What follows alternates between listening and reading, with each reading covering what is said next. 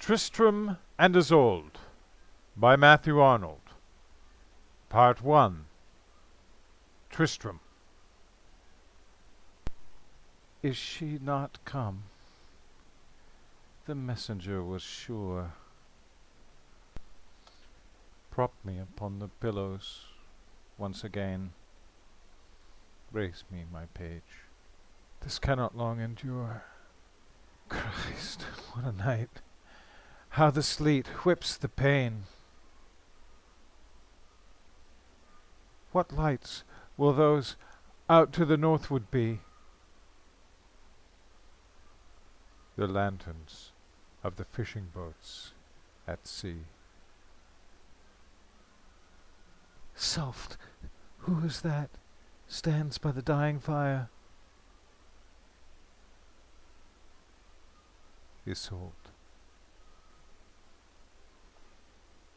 Ah, not the Iseult I desire.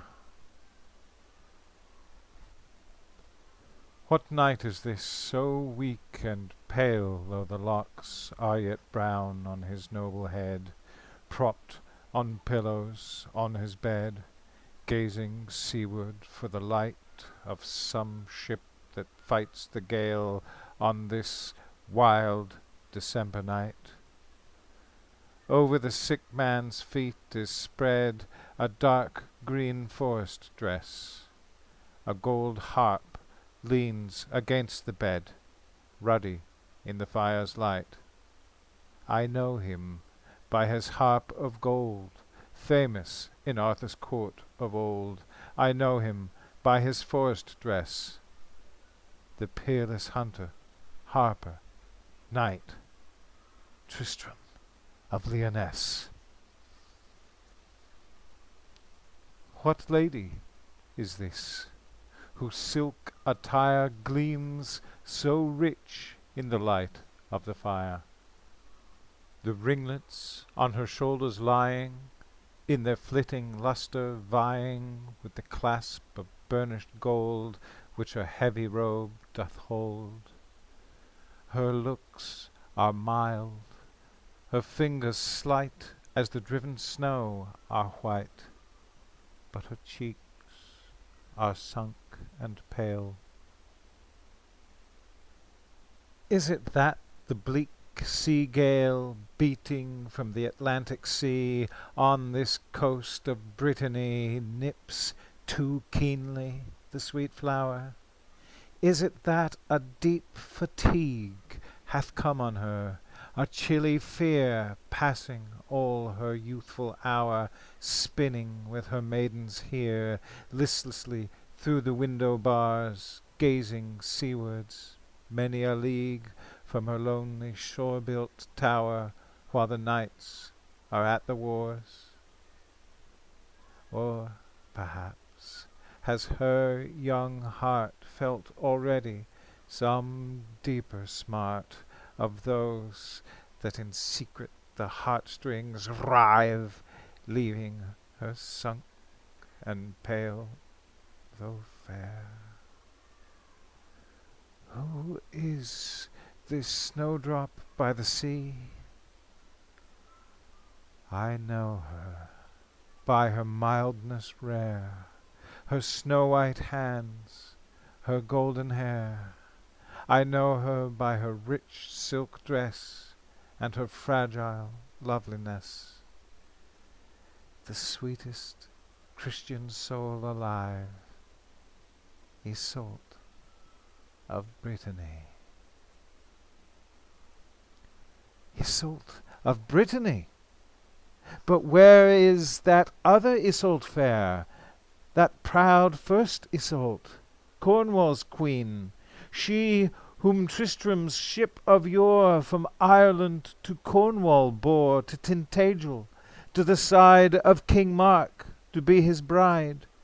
She who, as they voyaged, quaffed with Tristram that spiced magic draught, which since then for ever rolls through their blood and binds their souls, working love, but working teen. There were two Iseults, who did sway each her hour of Tristram's day, but one possessed his waning time, the other his resplendent prime. Behold her here, the patient flower, who possessed his darker hour. Iseult of the snow-white hand watches pale by Tristram's bed. She is here who had his gloom. Where art thou who hadst his bloom? One such kiss as those of yore might thy dying night restore. Does the love-draught work no more? Art thou cold, or false, or dead, Iseult of Ireland? Loud howls the wind, sharp patters the rain, and the knight sinks back on his pillows again. He is weak with fever and pain, and his spirit is not clear. Hark! He mutters in his sleep as he wanders far from here, changes place and time of year, and his closed eye doth sweep o'er some fair unwintry sea, not this fierce Atlantic deep, while he mutters brokenly.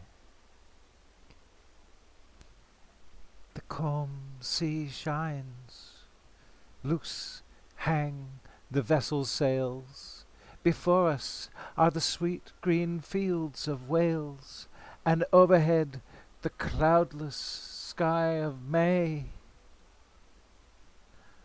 Ah, would I were in those green fields at play, not pent on shipboard this delicious day. Tristram, I pray thee, of thy courtesy, reach me my golden phial stands by thee, but pledge me in it first for courtesy. Ha! Dost thou start? Are thy lips blanched like mine? Child, 'tis no true draught this, 'tis poisoned wine. Iseult! Ah, sweet angels, let him dream. Keep his eyelids, let him seem not this fever-wasted white, thinned and paled before his time, but the brilliant youthful knight, in the glory of his prime, sitting in the gilded barge at thy side, thou lovely charge, bending gaily o'er thy hand, Iseult of Ireland. And she too, that princess fair, if her bloom be now less rare, let her have her youth again. Let her be as she was then. Let her have her proud dark eyes, and her petulant quick replies. Let her sweep her dazzling hand with its gesture of command, and shake back her raven hair with the old imperious air. As of old, so let her be, that first Iseult, princess bright, chatting with her youthful knight, as he steers her o'er the sea, quitting, at her father's will, the green isle where she was bred, and her bower in Ireland, for the surge-beat Cornish strand, where the prince whom she must wed dwells on loud Tintagel's hill, high above the sounding sea. And that potion rare her mother gave her, that her future lord gave her, that King Mark and she might drink it on their marriage day, and forever love each other. Let her, as she sits on board, ah, sweet saints, unwittingly, see it shine, and take it up, and to Tristram laughing say, Sir Tristram, of thy courtesy pledge me in my golden cup. Let them drink it, let their hands tremble, and their cheeks be flame, as they feel the fatal bands of a love they dare not name, with a wild, delicious pain twine about their hearts again. Let the early summer be once more round them, and the sea blue, and o'er its mirror kind let the breath of the May wind wandering through their drooping sails die on the green fields of Wales. Let a dream like this restore what his eye must see no more.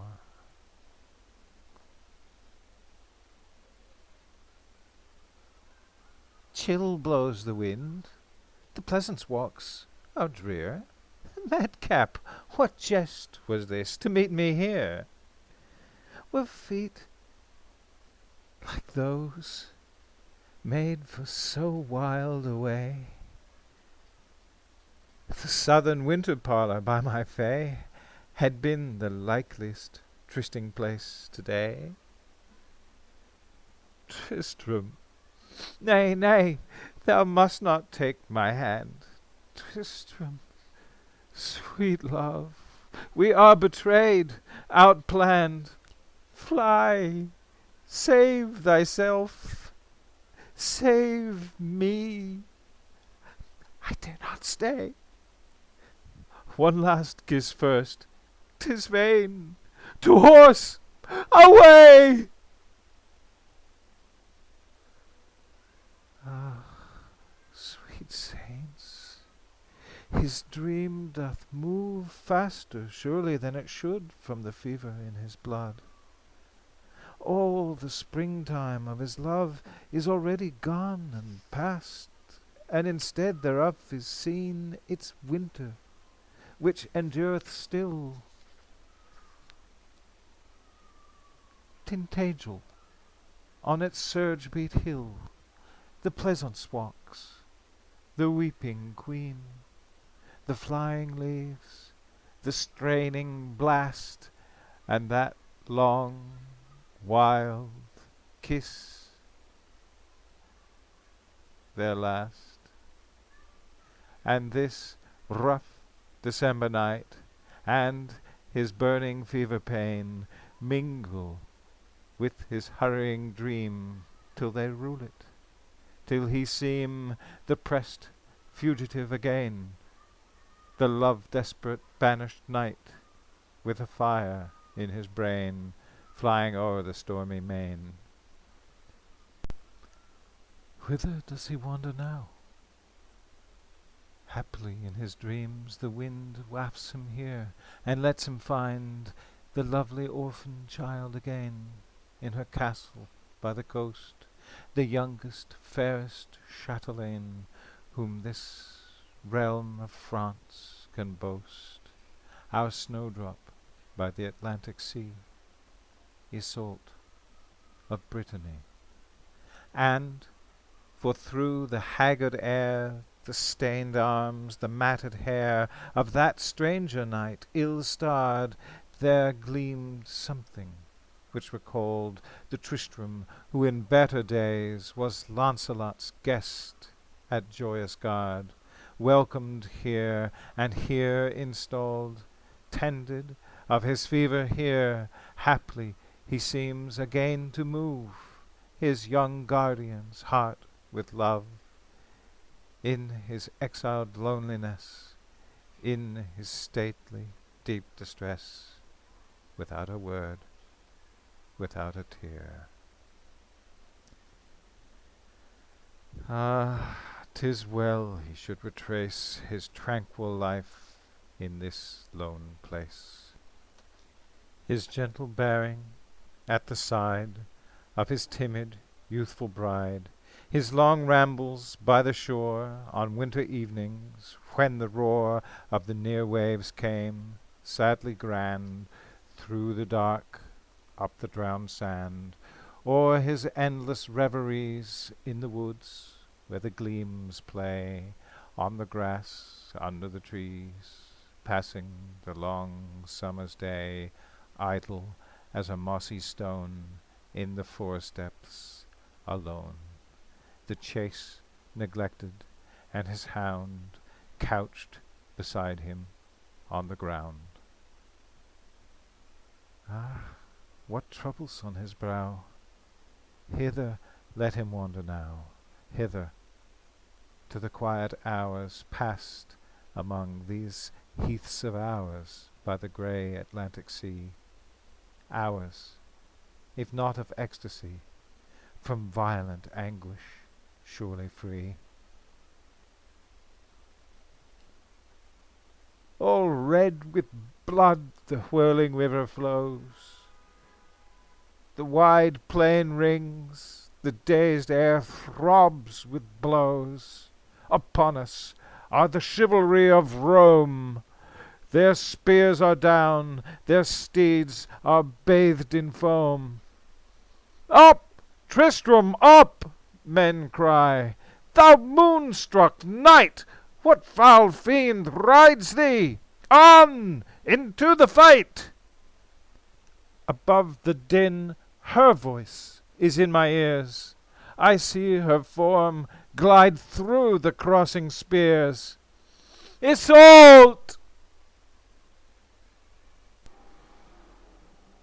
Ah, he wanders forth again. We cannot keep him. Now, as then, there's a secret in his breast which will never let him rest. These musing fits in the green wood, they cloud the brain, they dull the blood. His sword is sharp, his horse is good. Beyond the mountains will he see the famous towns of Italy, and label with the blessed sign the heathen Saxons on the Rhine. At Arthur's side he fights once more with the Roman emperor. There's many a gay knight where he goes will help him to forget his care, the march, the leaguer, heaven's blithe air, the neighing steeds, the ringing blows. Sick pining comes not where these are. Ah, what boots it that the jest lightens every other brow? What, that every other breast dances as the trumpets blow, if one's own heart beats not light on the waves of the tossed fight, if one's self cannot get free from the clog of misery? Thy lovely youthful wife grows pale, watching by the salt sea tide, with her children at her side, for the gleam of thy white sail. Home, Tristram, to thy halls again, to our lonely sea complain, to our forests tell thy pain. All round the forest sweeps off, black in shade, but it is moonlight in the open glade, and in the bottom of the glade shine clear the forest chapel and the fountain near. I think I have a fever in my blood. Come, let me leave the shadow of this wood, ride down and bathe my hot brow in the flood. Mild shines the cold spring in the moon's clear light. God, 'tis her face plays in the waters bright. Fair love, she says, canst thou forget so soon, at this soft hour, under this sweet moon? Iseult! Oh, poor soul, if this be so, only death can balm thy woe. The solitudes of the green wood had no medicine for thy mood. The rushing battle cleared thy blood as little as did solitude. Ah, his eyelids slowly break their hot seals, and let him wake. What new change shall we now see? A happier? Worse it cannot be.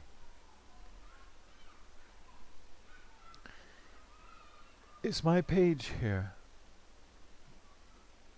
Come, turn me to the fire. Upon the window panes the moon shines bright. The wind is down, but she'll not come tonight. Oh no, she is asleep in Cornwall now, far hence. Her dreams are fair, smooth is her brow. Of me she recks not, nor my vain desire. I have had dreams. I have had dreams, my page, would take a score years from a strong man's age, and with a blood like mine will leave, I fear, scant leisure for a second messenger. My princess, art thou there? Sweet, do not wait. To bed and sleep, my fever is gone by. Tonight my page shall keep me company. Where do the children sleep? Kiss them for me. Poor child, thou art almost as pale as I. This comes of nursing long and watching late. To bed. Good night. She left the gleam-lit fireplace. She came to the bedside. She took his hands in hers. Her tears down on his wasted fingers rained. She raised her eyes upon his face, not with a look of wounded pride, a look as if the heart complained. Her look was like a sad embrace, the gaze of one who can divine a grief and sympathize. Sweet flower, thy children's eyes are not more innocent than thine, but they sleep in sheltered rest, like helpless birds in the warm nest, on the castle's southern side, where feebly comes the mournful roar of buffeting wind and surging tide through many a room and corridor. Full on their window the moon's ray makes their chamber as bright as day.